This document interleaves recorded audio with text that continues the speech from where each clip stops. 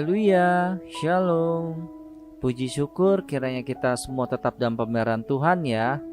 Pada renungan singkat kali ini, kita akan mendengarkan tema yaitu Hamba Tuhan.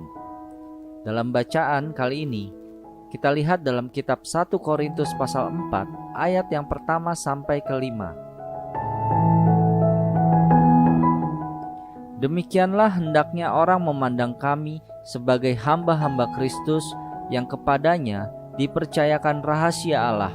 1 Korintus 4 ayat pertama. Istilah hamba Tuhan kian marak dalam pelayanan kekristenan masa kini, di mana banyak orang bangga bila gelar hamba Tuhan tersebut melekat kepadanya. Mereka nampaknya masih banyak yang belum memahami makna sesungguhnya kata hamba tersebut. Seiring berjalannya waktu, pengertian kata hamba Tuhan secara perlahan mengalami pergeseran. Sering ada anggapan bahwa menjadi hamba Tuhan berarti harus mendapatkan perlakuan khusus atau service plus, beroleh penghormatan dimanapun, melayani dengan segala fasilitas yang ada. Hal tersebut tidak 100% keliru. Itu adalah bonus atau berkat yang mengikuti pelayanan hamba Tuhan.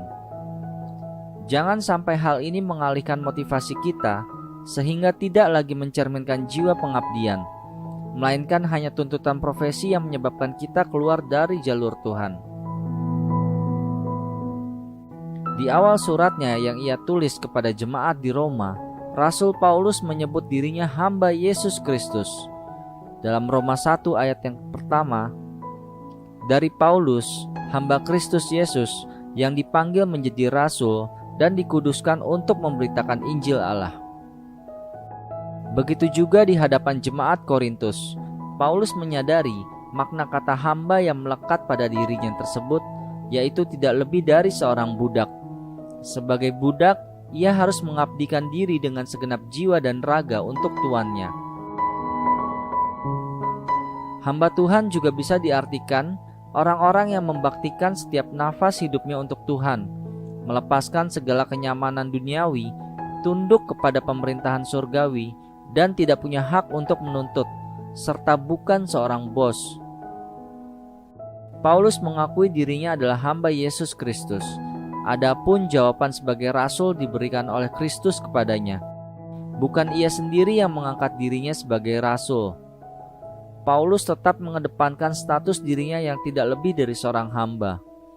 Dalam perjalanannya sebagai seorang hamba Tuhan, Paulus melayani dengan tulus, tidak bersikap menuntut, tidak mencari keuntungan diri sendiri di balik pelayanannya, melainkan mengabdi dengan sungguh-sungguh demi kemajuan Injil di muka bumi. Di akhir renungan singkat kali ini, saya akan membacakan kata-kata penutup bagi kita semua. Dalam Matius pasal 20 ayat 28, sama seperti anak manusia datang bukan untuk dilayani.